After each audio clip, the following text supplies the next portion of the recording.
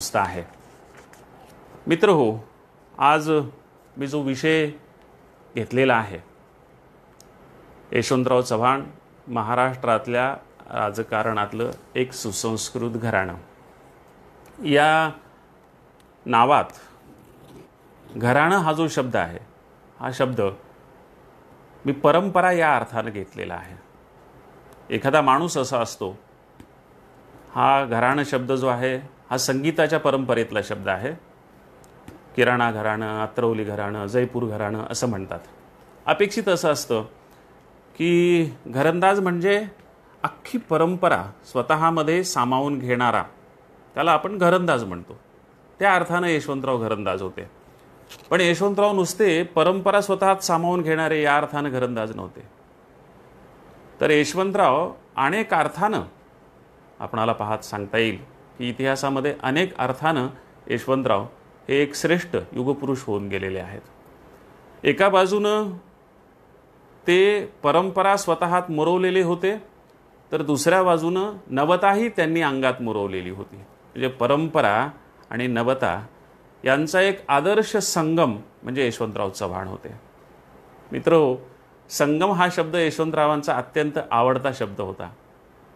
कराडला असताना संगमावर कृष्णा आणि कोयनेच्या जाऊन तासनतास मी चिंतन करत बसायचो, असं त्यांनी स्वतःच नोंदवून ठेवलेलं आहे।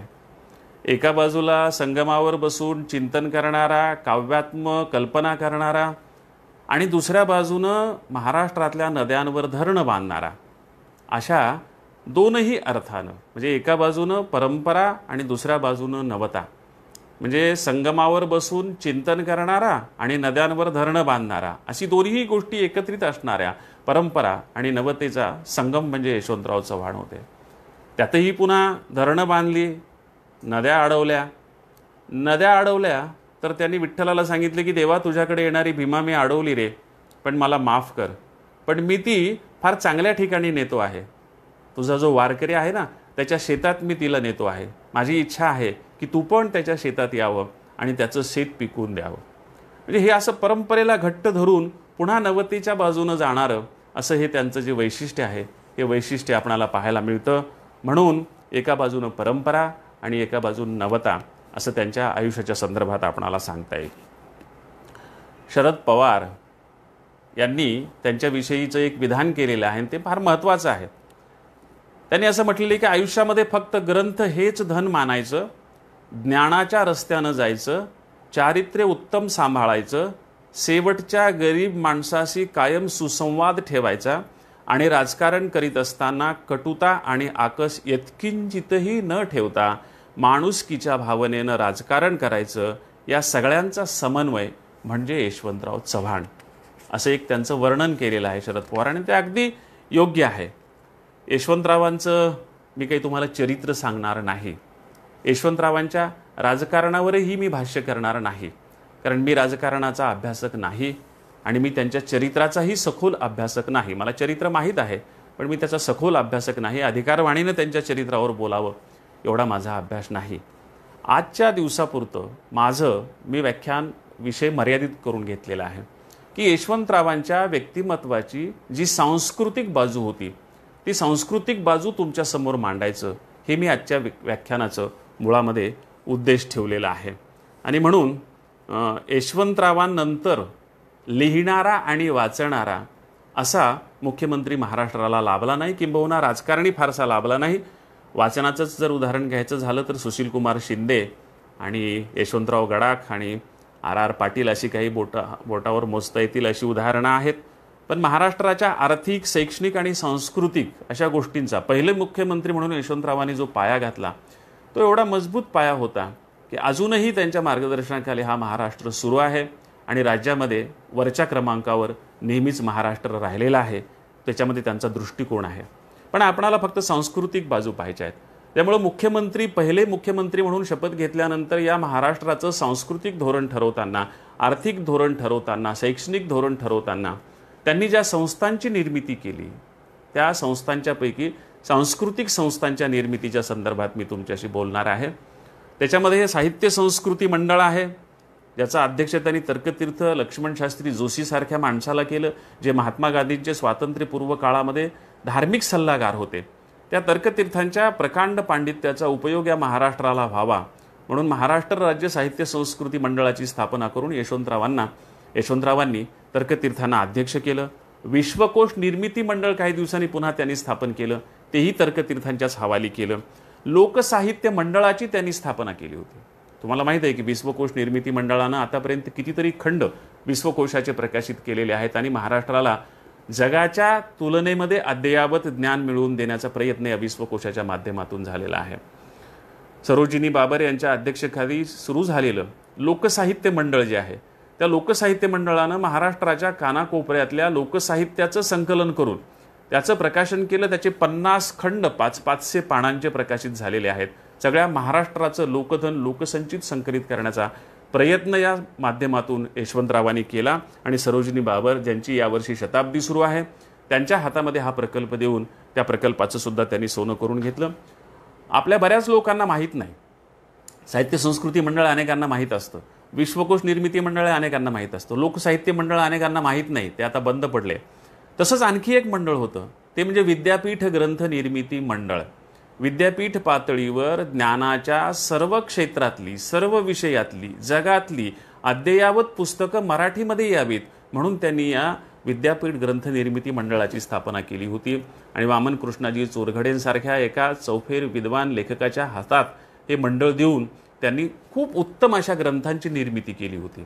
लोकसाहित्य मंडळी आज अस्तित्वात नाही आणि विद्यापीठ ग्रंथ निर्मिती मंडळ हे आज अस्तित्वात नाही, त्याच्यामुळे आपल्याला माहीत नाही. पण हे यशवंतरावांच्या सांस्कृतिक दृष्टिकोनाचा एक भाग होता.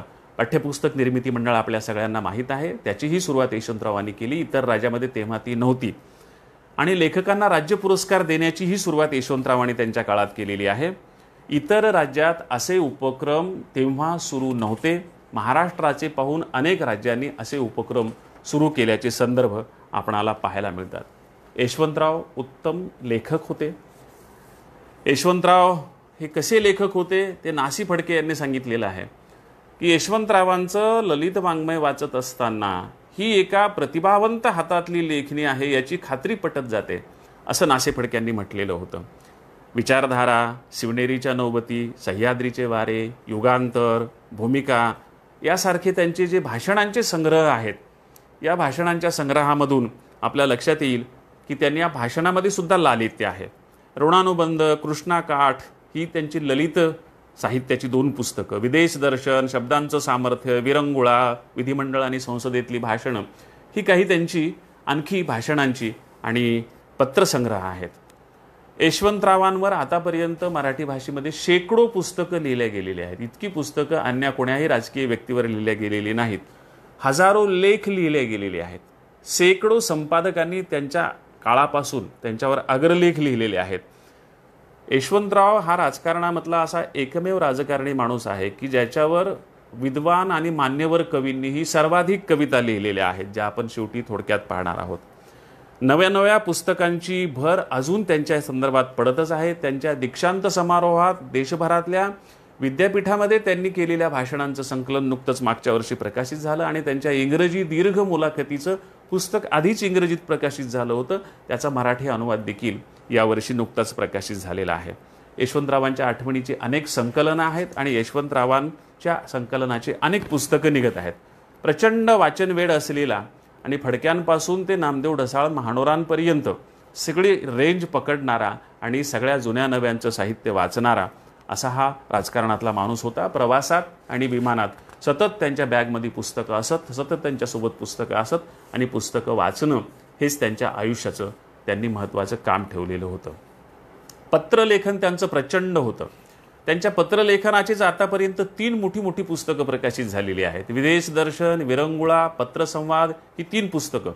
त्यांनी लिहिलेल्या एकूण पत्रांची संख्या 1,04,952 इतकी आहे. पत्रसंग्रह त्यांचा जो अप्रकाशित आहे तो यशवंतराव चव्हाण प्रतिष्ठान मुंबईमध्ये सुरक्षित आहे. शिराळ्याचे प्राध्यापक प्रकाश दुकळे यांनी त्यांच्या पुस्तकात 80 पानांचा पत्रावरचाच एक लेख लिहिलेला आहे. आपणाला तो पत्रसंग्रह तर पाहणं शक्य नाही, पण दुकळेंच्या पुस्तकातला तो 80 पानांचा लेख वाचला की यशवंतरावांच्या पत्राचा जो पैसा आहे तो पैस आपल्या सहज लक्षात आल्याशिवाय राहत नाही. एका पत्रात त्यांनी उल्लेख केलेला आहे, तो फार इंटरेस्टिंग आहे, की लहानपणी त्यांना मेघदूत फार आवडायचं आणि मेघदूतामध्ये उज्जैनचं वर्णन आहे. पुढे जेव्हा ते केंद्रात मंत्री झाले आणि उज्जैनला गेले तेव्हा त्यांच्या मनात की ते मेघदूतातलं उज्जैन, आणि प्रत्यक्षात जे गेले तेव्हा तिथली नदी आणि ते उज्जैन पाहिल्याच्या नंतर त्यांचा भ्रमनिरास झाला. त्याने असं लिहून ठेवलेलं आहे एका पत्रामध्ये, की मला माझा एक धडा मिळाला आयुष्यातला, की इतिहासातली वानगी ही इतिहासातच ठेवली पाहिजे, प्रत्यक्षात त्याचा शोध घेण्याचा प्रयत्न नाही केला पाहिजे. जिथं जातील तिथून पुस्तकांची खरेदी करणं हाच त्यांचं सगळ्यात मोठं व्यसन होतं. प्रचंड ग्रंथसंग्रह त्याने आयुष्यभर केलेला होता आणि आपल्या लक्षात येईल की कराडला वेणुताई ट्रस्टमध्ये त्यांचे सगळे ग्रंथ उपलब्ध आहेत. ते त्यांच्या आवश्यक असे ललित वाङ्मयाची पुस्तकं तर आणतच असत. जगभरातल्या सगळ्या महत्त्वाच्या लोकांचे त्यांनी आत्मचरित्र जमा केलेली होती आणि ज्या वेळेस ज्या खात्याचे ते मंत्री होते त्या वेळेस त्या खात्याला उपयुक्त अशी जगभरातली त्या खात्याचं ज्ञान सांगणारी पुस्तकं सुद्धा त्यांनी जमा केलेली होती. कराडच्या त्या वेणुताई स्मारकामध्ये आपणाला ते सगळं संकलन पाहायला मिळतं. दुसरं असं की त्यांनी लहानपणी 2 स्वप्न पाहिलेली होती. पहिलं स्वप्न होतं ते म्हणजे एक वृत्तपत्र काढून आदर्श पत्रकार व्हायचं. त्यांच्या डोळ्यासमोर आगरकर टिळकांचं उदाहरण होतं. आणि दुसरं त्यांचं स्वप्न होतं की एक उत्तम शाळा काढून एक आदर्श शिक्षक व्हायचं. अशी 2 स्वप्न त्यांनी लहानपणी पाहिलेली होती.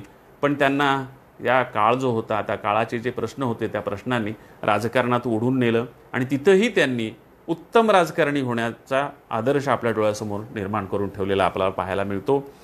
यशवंतरावांच्या आठवणीतल्या मधल्या काही इंटरेस्टिंग आणि विनोदी गोष्टीसुद्धा आहेत.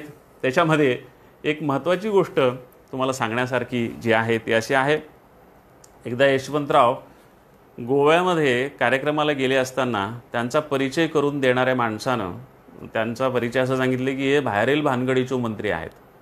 आता यशवंतराव म्हणाले कधीच न केलेल्या बाहेरील भानगडी ह्याला काय माहीत. पण संयोजक जे होते कार्यक्रमाचे त्यांनी यशवंतरावाच्या कानात सांगितलं की तो माणूस कोकणीमध्ये बोलत आहे आणि कोकणी भाषेमध्ये बाहेरील भानगडीचो मंत्री म्हणजे परराष्ट्र मंत्री. यशवंतराव तेव्हा परराष्ट्र मंत्री होते. आणि दुसरा एक किस्सा त्यांच्या आठवणीतला असा आहे की यशवंतराव एकदा रशियाला गेले आणि रशियाला नरेंद्र शिंदकर म्हणून जे लेखक आहेत त्या नरेंद्र शिंदकरांच्याकडे ते गेले असताना तिथं त्यांनी गोबीची भाजी केली शिंदकर बाईंनी त्यांना खाण्यासाठी म्हणून. आणि यशवंतरावने सहज विचारलं की या गोबीच्या भाजीला गोबीला रशियात काय म्हणतात रशियन भाषेमध्ये. त्या शिंदकरबाई म्हणाल्या की का पुसता. यशवंतराव म्हणाले अहो मला माहीत नाही म्हणून मी तुम्हाला पुसतोय. तर शिंदकरबाई म्हणाल्या अहो का पुसता असंच रशियन भाषेमध्ये या गोबीला म्हणतात.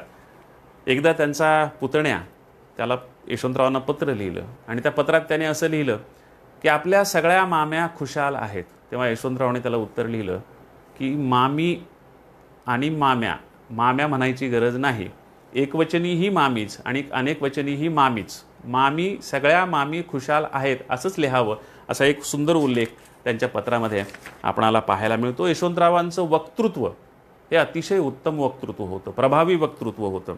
उत्तम वक्तृत्व, भाषण त्यांचं ऐकलं आणि भारावला नाही असा श्रोताच तुम्हाला पाहायला मिळायचा नाही. मार्दव असलेला पण एकदम भारदस्त असा त्यांचा आवाज होता. मी त्यांना प्रत्यक्ष पाहिलेलं नाही, पण राम प्रधान यांनी मागच्या वर्षी त्यांच्या शताब्दीच्या काळात 2012 साली त्यांचा जो चित्रचरित्र संग्रह प्रकाशित केला त्याच्यासोबत 10 भाषणांची एक शिडी दिली होती. ती भाषणं मला ऐकायला मिळाली. ती भाषणं ऐकताना माझ्या लक्षात आलं की मार्दव असलेला आणि एकदम भारदस्त असा त्यांचा आवाज आहे.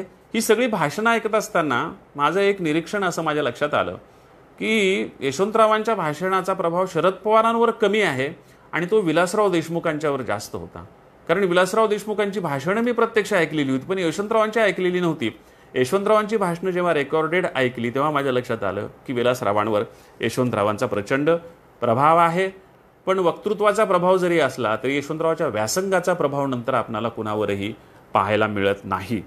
बी कोलते यांनी यशवंतरावांच्या वक्तृत्वाची जी वैशिष्ट्य सांगितलेली आहेत त्या वैशिष्ट्यामध्ये त्यांनी असं सांगितलं की भारदस्त व्यक्तिमत्व हे यशवंतरावांचं एक महत्त्वाचं वैशिष्ट्य होतं. लहानपणी व्यायाम केलेला आणि तालमीत कसवलेलं असं त्यांचं शरीर भारदस्त असं तगडं शरीर होतं त्यांचं, त्याचा प्रभाव पडायचा. भारदस्त व्यक्तिमत्व, प्रवेशताच त्यांचा प्रभाव पडायचा. एंट्रीसुद्धा ते अशी फार छान व्यवस्थित घ्यायचे. त्यांचं चालणं जे असायचं ते एखादा सजवलेला महादेवाचा नंदी चालावा तशा पद्धतीनं ते चालायचे आणि त्यांची एंट्रीज माणसाला प्रसन्न करून टाकायची. बोलण्यामध्ये त्यांच्या नाट्यमयता असायची.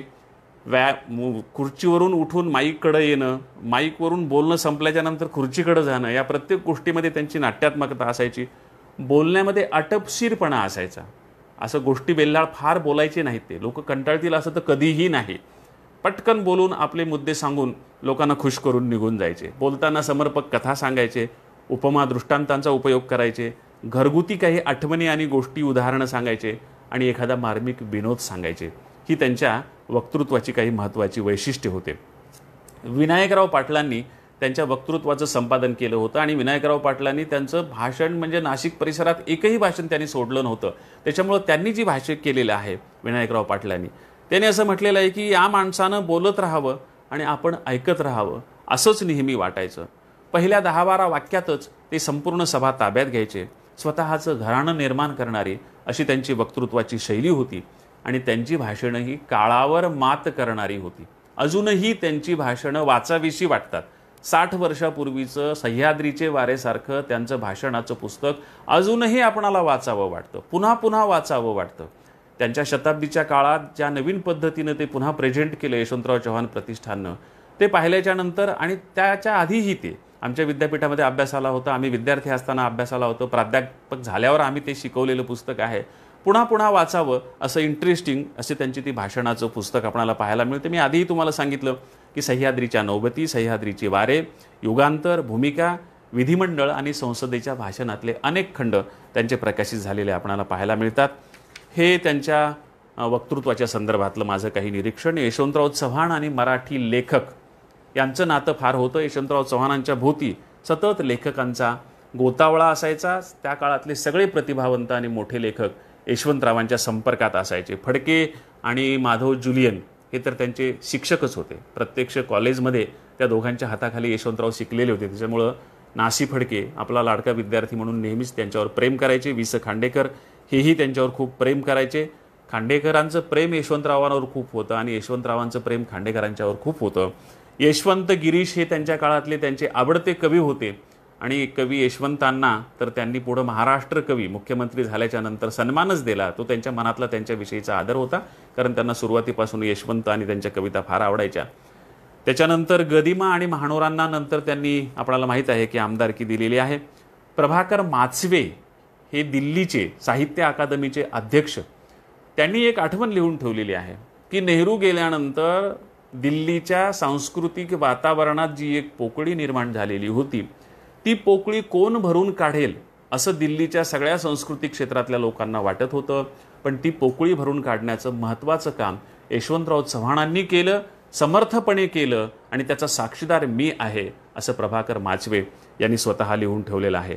आमच्या मराठवाड्यातले मराठवाडा नावाचं दैनिक चालवणारे, सतत सरकारवर टीका करणारे आणि कितीही मोठा नेता असला तरी चुकला तर त्याला धारेवर धरणारे अनंतराव भालेरावांसारखे संपादक, त्यांनी यशवंतराव गेल्याच्या नंतर जो अग्रलेख लिहिला तो मुळातून वाचावा असाच अग्रलेख आहे. सत्ताधारी असूनही सहवास ज्याचा हवा हवासा मला वाटायचा असा महाराष्ट्रातला एकमेव माणूस म्हणून अनंतराव भालेरावांनी त्यांचा उल्लेख केलेला आहे. गंगाधर गाडगिळांसारखा जो माणूस आहे त्यांनी एक फार इंटरेस्टिंग आठवण लिहून ठेवली. गंगाधर गाडगीळ फार मोठे लेखक, अर्थशास्त्राचे फार मोठे अभ्यासक, अनेक कंपन्यांचे सल्लागार. त्यांचा आर्थिक क्षेत्रातला कुठला तरी एक कार्यक्रम मुंबईत होणार होता आणि त्या कार्यक्रमाच्या संदर्भात काही निधी शासनानं द्यावा म्हणून ते यशवंतरावांना भेटायला गेले. यशवंतरावांनी सांगितले की काय तुमचं बजेट आहे, काय तुमच्या कार्यक्रमाचं स्वरूप आहे. मग गंगाधर गाडगीळ यांनी त्यांना कार्यक्रमाचं स्वरूप सांगितलं आणि अपेक्षित बजेट सांगितलं. यशवंतराव म्हणाले, तुम्ही अनुभवी दिसत नाही, तुमच्या कार्यक्रमाचं स्वरूप पाहिलं तर तुम्ही सांगितलेल्या बजेटमध्ये तो कार्यक्रम होऊ शकणार नाही, त्याला एवढं बजेट लागेल, हे वाढीव बजेट मी तुमच्यासाठी मंजूर करतो. आणि गाडगीळ यांनी आणखी एक इंटरेस्टिंग गोष्ट सांगितलेली आहे की चर्चा होत असताना गाडगीळ असं म्हणायचे की यांना बोलवायचं नाही, यांना बोलवायला नको, त्यांना बोलवायला नको. यशवंतरावांनी जाता जाता सहज बोलावून त्यांच्या पाठीवर हात देऊन सांगितले की वयानं ते यशवंतराव मोठेच होते. ते म्हणाले की हो गंगाधर गाडगीळ, असं बोलवत असताना अमुकला बोलवायचं नाही असं म्हणू नका, अमुकला बोलवायचं असं फार तर आग्रहानं सांगावं, पण बोलवायचं नाही असंच शक्यतो सांगू नये. गंगाधर गाडगीळ म्हणतात की वडिलकीच्या हातानं बोट धरून काही गोष्टी शिकवणारा राजकारणातला हा माणूस माझ्या आयुष्यात असा पुन्हा कुणीही आलेला नाही असं गंगाधर गाडगीळ यांनी नोंदवून ठेवलेलं आहे.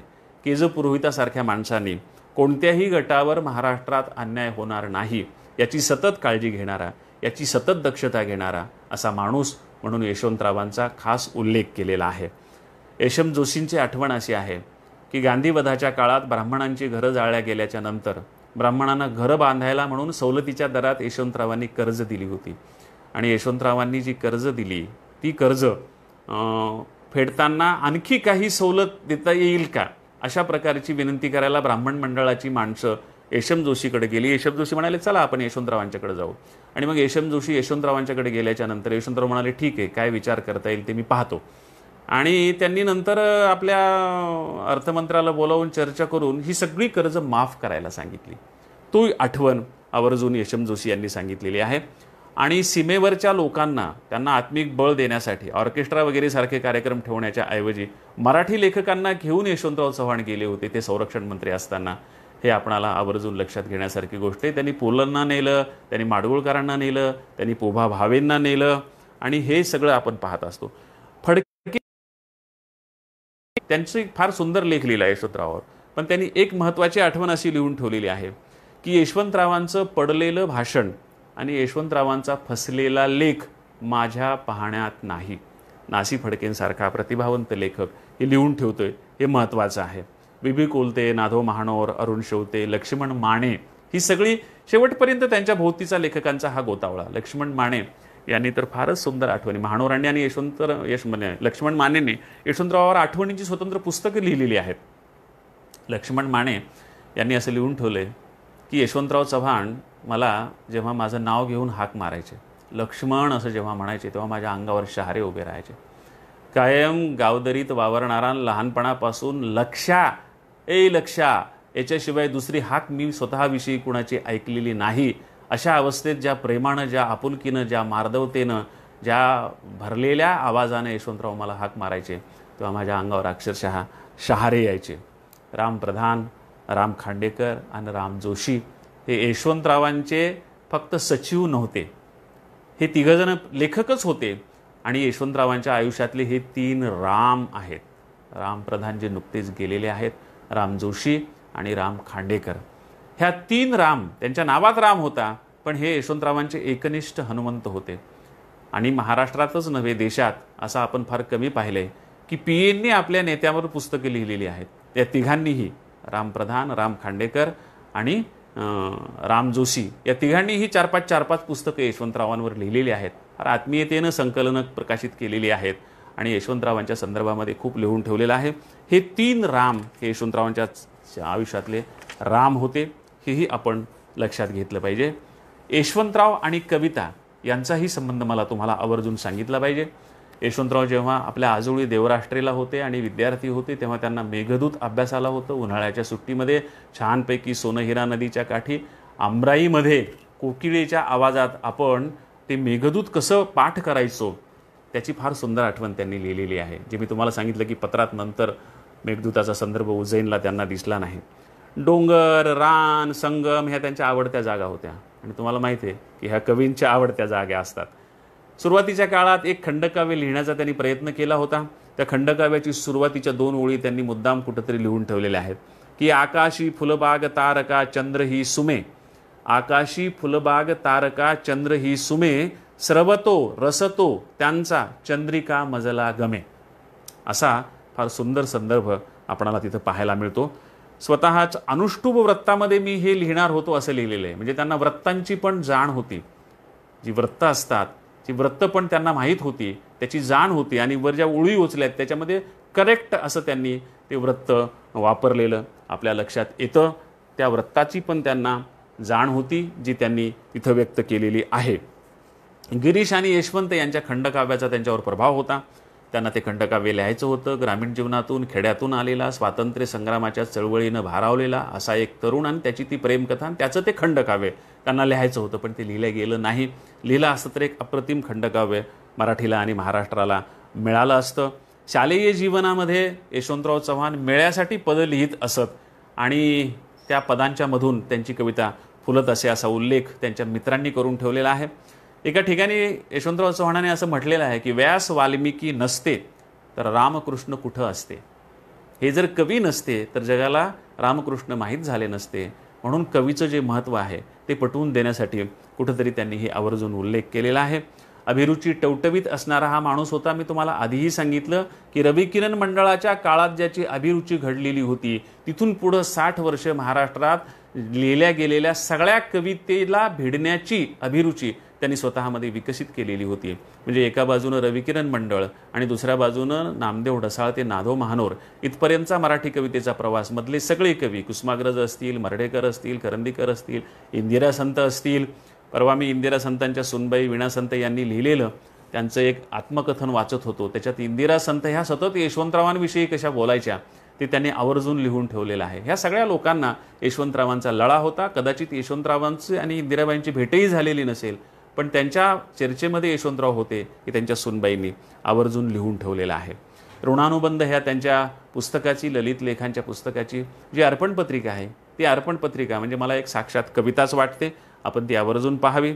कवितेवर ते स्वतंत्र चिंतन त्यांचं होतं हे 2 संदर्भातून आपल्या लक्षात येतं की विंदा करंदीकरांच्या बरोबर त्यांनी एकदा वाद घातलेला होता आणि एकदा भारातांबे स्मृती समारोहामध्ये त्यांच्या शताब्दीच्या काळात भारातांबेंच्या कवितेवरच्या परिसंवादामध्ये एक वक्ता म्हणून सुद्धा यशवंतरावांनी महत्त्वपूर्ण भाषण केलं होतं अशी आठवण दिल्लीच्या त्यांच्या मित्रांनी लिहून ठेवलेली आहे.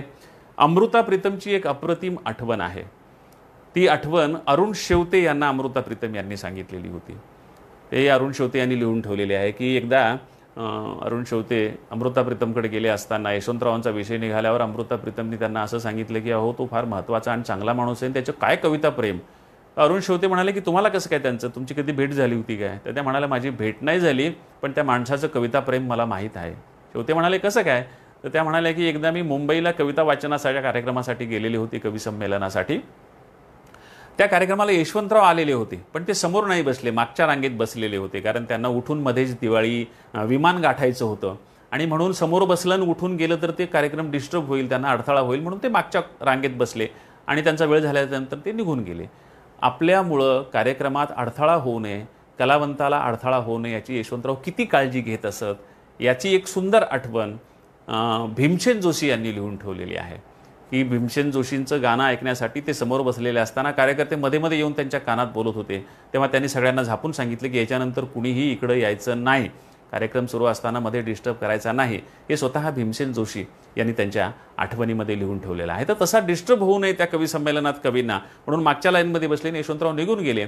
पण अमृता प्रीतम यांनी एक कविता तिथं म्हटलेली त्यांच्या डोक्यात कायम घुमत होती. अमृता प्रीतम यांनी एका हंगेरियन कवीची कविता अनुवादित करून तिथं वाचलेली होती. त्या कवितेचा विषय असा होता की युद्धामध्ये एक सैनिक जंगलात बेशुद्ध होऊन पडतो आणि शुद्धीवर आल्यावर त्याच्या लक्षात येते की आपल्या भोवती कुणीच नाही आहे, आपण कुठं आहोत हे आपल्याला माहीत नाही आहे, एका जंगलामध्ये अनोळख्या ठिकाणी आपण आहोत. आता आपल्या देशामध्ये ना आपल्या घरी आपण कसं जायचं. पण तो थकलेला, भागलेला, जखमी झालेला सैनिक मनातल्या मनात असं ठरवतो की आयुष्यात आलेल्या प्रत्येक चांगल्या माणसाच्या आठवणी करत करत एक एक पाऊल उचलायचं आणि तो माणूस तशा पद्धतीने आपल्या घरी पोहोचला असा एकूण त्या कवितेचा आशय होता. यशवंतरावांना ती कविता आवडली. यशवंतरावांना असं वाटलं, ते तेव्हा संरक्षण मंत्री होते, की आपल्या सैनिकांना आपण ही कविता त्यांचं मनोबल वाढवण्यासाठी ऐकवली पाहिजे. म्हणून दिल्लीला गेल्याच्या नंतर अमृता प्रीतमच्या घरी त्यांनी मुद्दाम माणूस पाठवला आणि ती कविता मागून घेतली अशी आठवण अमृता प्रीतम यांनी मुद्दाम सांगितलेली आहे. एकदा यशवंतराव चव्हाण रशियाला गेलेले होते आणि रशियामध्ये ते काय परराष्ट्र मंत्री असल्यामुळं त्यांना एका दूरच्या जंगलामधल्या आलेशान हॉटेलमध्ये पार्टी देण्यात आली. पार्टी सुरू असताना, जेवण सुरू असताना एक ऑर्केस्ट्रा तरुण मुलांचा करमणुकीसाठी सोबत तिथं होता आणि एक गाणं अप्रतिम असं मन लावून ते विद्यार्थी म्हणत होते. यशवंतरावांचं लक्ष तिकडं होतं कारण ते अभिरुची संपन्न संगीत रसिक सुद्धा होते. यशवंतरावांचं लक्ष तिकडं होतं. काही समजत नव्हतं ती मुलं काय म्हणतायत ते, पण हे काहीतरी महत्त्वाचं आहे, काहीतरी चांगलं आहे. त्याच्यामुळे त्यांनी शेजारच्या दुभाषाला विचारलं की हे काय गाणं म्हणतायत ही मुलं. तेव्हा त्या दुभाषानं सांगितलं यशवंतरावांना की हे आमच्या होलगा नदीचं गाणं आहे, होलगा नदीविषयी ही मुलं ही गाणं म्हणतायत. म्हणजे एका अर्थानं ते होलगा नदीचं रशियन भाषेतलं स्तोत्र होतं. यशवंतरावांनी ती गोष्ट लक्षात ठेवली. परत आल्याच्या नंतर यशवंतरावांनी गदी माडगुळकरांना हा किस्सा सांगितला आणि कदाचित म्हणूनच गदी माडगुळकरांना संथ वाहते कृष्णा माई, तीरावरल्या सुखदुःखाची जाणीव तुझला नाही हे गाणं लिहिलं असावं. कारण त्या मूळ गाण्याचा अर्थ तसा होता की हे ओलगामाई, तू वाहते आहेस, पण तुझ्या काठी बसणारे माणसं जी आहेत त्या माणसांची सुखदुःख तुला माहीत आहेत का? त्यांच्या सुखदुःखाची तुला जाणीव आहेत का तू नुसतंच वाहते आहेस? आणि तोच तसा अर्थ घेऊन भूपेन हजारिका यांनी आसामी भाषेमध्ये ओ गंगा ओ बहती हो क्यों अशा प्रकारचं गाणं लिहिलं होतं. त्याचा हिंदी अनुवाद पुढे गुलजारांनी केला. हे सगळं तुमच्या लक्षात येईल की यशवंतरावांच्या मनामध्ये कविता कुठपर्यंत कशी होती आणि जिथं जातील तिथं त्यांचं कवितेकडे कसं लक्ष होतं. अटल बिहारी वाजपेयी यांनी एक सुंदर आठवण त्यांच्या आठवणीमध्ये सांगून ठेवलेली आहे. यशवंतराव जेव्हा पहिल्यांदा संरक्षण मंत्री म्हणून दिल्लीला गेले आणि त्या दिल्लीला गेल्याच्या नंतर दिल्लीच्या लोकांच्या मनात उत्सुकता होती की हा माणूस कसा आहे, कोण आहे. आणि एकदा स्वातंत्र्य संग्रामाच्या दिवशी दरवर्षी बहुभाषिक कवी संमेलन दिल्लीला होतं. ते लाल किल्ल्यावर होतं, पण त्या वर्षी मुद्दाम ते रामलीला मैदानावर ठेवण्यात आलेलं होतं कारण जास्त लोक येतील अशी अपेक्षा होती. रामलीला मैदानावर ते कवी संमेलन होतं आणि त्या कवी संमेलनाचं उद्घाटन यशवंतराव चव्हाणांच्या हस्ते होतं. अटल बिहारी म्हणाले की माझ्या मनात शंका आली की हाडमाप माणूस, हा कवितेचं उद्घाटन हा काय करणार. पण मी बसलो म्हणाले आणि पाहावं की हा काय बोलतो ते आपण पाहावं म्हणून मी तिथं ते पाहत बसलो. ते म्हणाले यशवंतराव चव्हाण आले, त्यांच्या प्रवेशातच भारदस्तपणा होता, माईकवर जाताना त्यांचा भारदस्तपणा होता आणि माईकवर उभं राहून ते खूप कमी शब्द बोलले, कमी बोलले. त्यांनी सगळ्या कवींचे आभार मानले. सांगितलं त्यांनी की तुम्ही सगळ्या कवींनी आमच्या सैनिकांचं मनोबल वाढवण्यासाठी ज्या कविता म्हटल्या त्याबद्दल मी तुमचा आभारी आहे. आणि मग त्यांनी अटल बिहारी वाजपेयी म्हणतात की यशवंतराव आणि ते चीनचं आणि भारताचं युद्धाचा तो काळ होता, ती परिस्थिती होती. आणि मग यशवंतराव असं म्हणाले की चीन असला तरी त्याला घाबरायचं कारण नाही, आपण प्राचीन आहोत.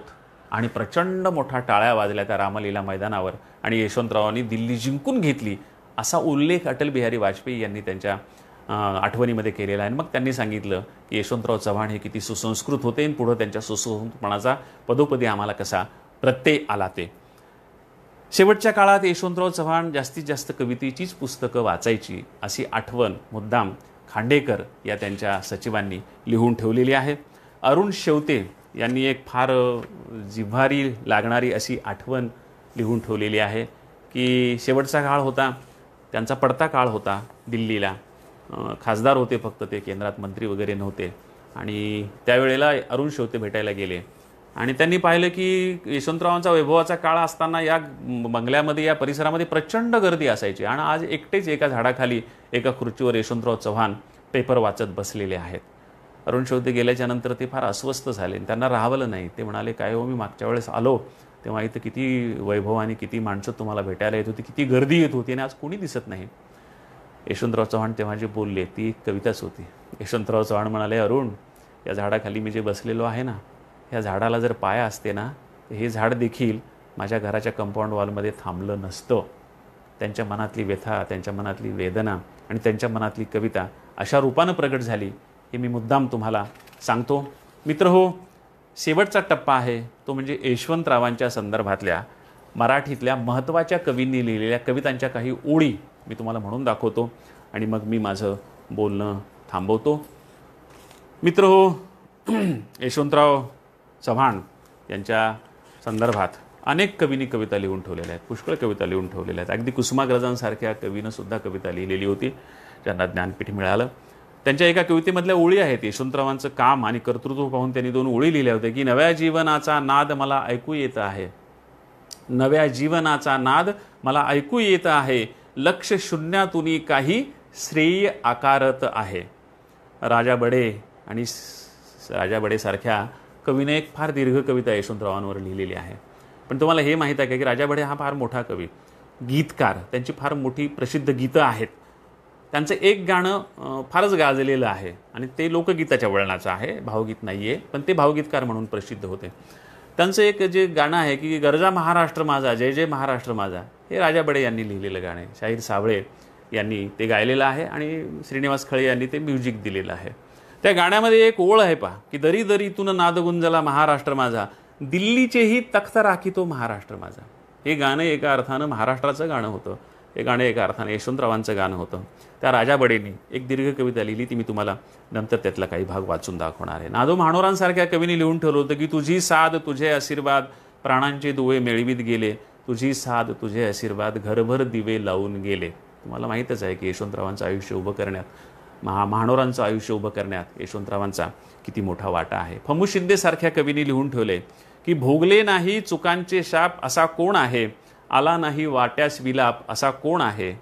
भोगले नाही चुकांचे शाप असा कोण आहे, आला नाही वाट्यास विलाप असा कोण आहे. सोसल्या भोगल्यातून घडले त्यांनीच युगाचे बंद दरवाजे उघडले. सोसण्या बोलण्यातून घडले त्यांनीच युगाचे बंद दरवाजे उघडले. त्यातून आत जाता येते, त्यातून आत जाता येते, विशाल काही घेता येते. तुम्ही त्यातलेच जे जे देऊन गेले, तुम्ही त्यातलेच जे जे देऊन गेले. पहाटेच्या प्रकाशात क्षितिज ठेवून गेले, पहाटेच्या प्रकाशात क्षितिज ठेवून गेले. ग दी माडगूळकर हे यशवंतरावांचे पारतंत्र्याच्या काळातले सहकारी, स्वातंत्र्य संग्रामाच्या काळात खांद्याला खांदा लावून लढलेले. माडगूळकरांनी गाणी लिहून दिली, शाहिरांनी ती गायली आणि यशवंतरावाला त्याचा उपयोग झालेला. यशवंतराव मुख्यमंत्री झाल्याच्या नंतर 1960 सालीच तर्कतीर्थ लक्ष्मण शास्त्री जोशीसारख्या विद्वान माणसाने एक अप्रतिम गौरवग्रंथ त्यांच्या संदर्भात संपादित केलेला होता. त्या गौरवग्रंथामध्ये 2 कविता आहेत. त्या 2 कवितांमधल्या बडे आणि ग दी माडगूळकरांच्या कवितातल्या काही ओळी मी तुम्हाला म्हणून दाखवणार आहे. यशवंतरावांच्या संदर्भात लिहिलेली ग दी माडगूळकरांची ती कविता आहे मुख्यमंत्री झाल्याच्या नंतर की कोटी मुखांनी आशीर्वचदे महाराष्ट्र माता, कोटी मुखांनी आशीर्वचदे महाराष्ट्र माता. औक्षवंत व्हा, विजयवंत व्हा, प्रियतम यशवंता.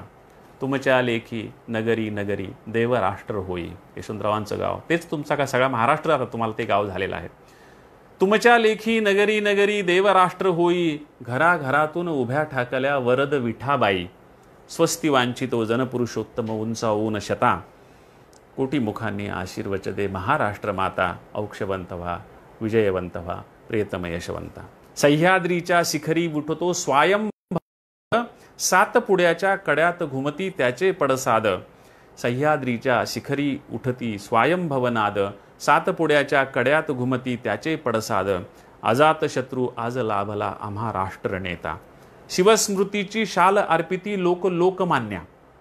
शिवस्मृतीची शाल अर्पिती लोक लोकमान्या. टिळकपणाचा टिळक लाविती तुम्हा नागकन्या. नागपूरला पहिल्यांदा मुख्यमंत्री झाले तेव्हा सत्काराच्या वेळेस लिहिलेले हे गाणं. शिवस्मृतीची शाल अर्पिती लोक लोकमान्या म्हणजे शिवाजी महाराजानंतर लोकमान्यच महाराष्ट्रामधले राष्ट्रीय पुरुष असं त्यावेळेस गणल्या गेलं. तोच टिळा आता टिळकांच्या नावाचा लोक तुम्हाला लावत आहेत. म्हणजे छत्रपतीनंतर लोकमान्य राष्ट्रीय पातळीवर गाजले आणि आता लोकमान्याच्या नंतर तुम्ही. शिवस्मृतीची शाल अर्पिती लोक लोकमान्या. टिळकपणाचा टिळक लाविती तुम्हा नागकन्या. प्रतिपच्चंद्रा परी वाढू द्या अशीच जयगाथा.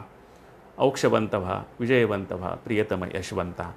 प्रतिपच्चंद्रापरी हा शिवाजी महाराजांच्या मुद्रेतलं शब्द आहे, तुम्हाला माहिती आहे. लोकशाहीचे तुम्ही पेशवे सेवेचे स्वामी. लोकशाहीचे तुम्ही पेशवे सेवेचे स्वामी. तुमच्या मागे राहो जनता नित्य पुरोगामी. एका बाजूने पेशवेही आहेत आणि पुरोगामीही आहे.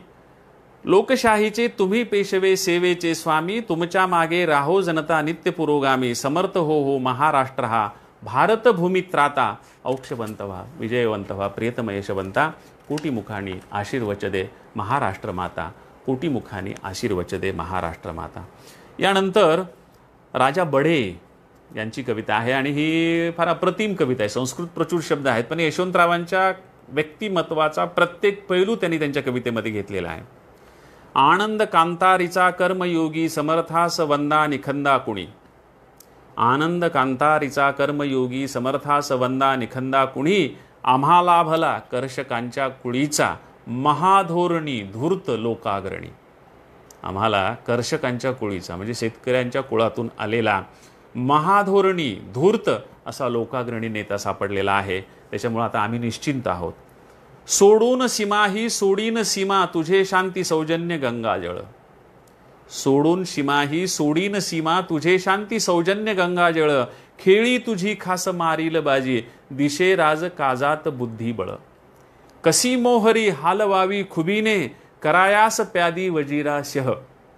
कसी मोहरी हालवावी खुबीने करायास प्यादी वजीरा शह. करी निग्रही धीट सत्याग्रही हा असा विग्रही भावनेशीतः.